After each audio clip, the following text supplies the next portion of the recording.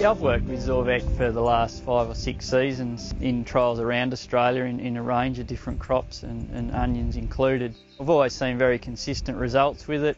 It consistently provides good disease control and you end up with good quality crop and high yields from it. It's showing great strength on a disease that we currently probably don't have absolute control over and in a crop type that's very important to us economically. This trial here is looking at Zorvec as part of a program with other strategies that growers are using to manage downy mildew. So I think it's good to show that when used with other strategies that a grower would use, it provides a very good disease result. It's sort of standing back, you can't notice any obvious effects, but when you look down here at these leaves, the disease has been in here for a couple of weeks, and there's definitely very active disease in here which will continue to decimate this crop in the unsprayed areas.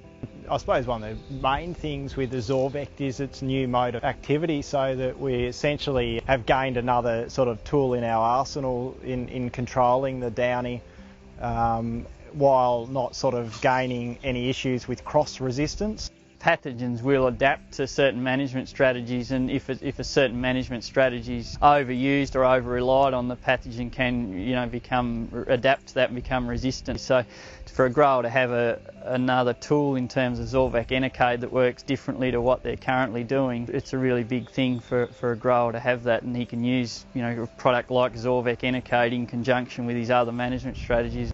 From what we've discussed and what we've seen here today, that ultimately we probably still feel that it's best placed as a preventative during periods of high disease pressure, environmental and or sort of surrounding crop.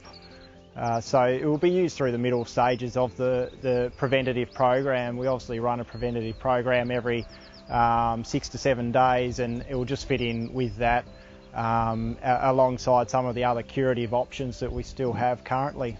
Talking about integrated pest management, I think the more we can understand about some of these pests and products that we're developing that are softer on the natural enemies of these pests is a really positive thing. So I think that is a benefit for onions, but probably more so for some of the other crops, your leafy vegetables, brassicas, those sorts of things. It is a real benefit. Yeah, it's certainly of significant benefit, the rain fastness. Here in Tasmania we obviously have fickle weather, and particularly when you're trying to get mildew sprays on before rain event. So it just gives some good surety that we can go out and get the product on and maintain its efficacy in those kind of conditions.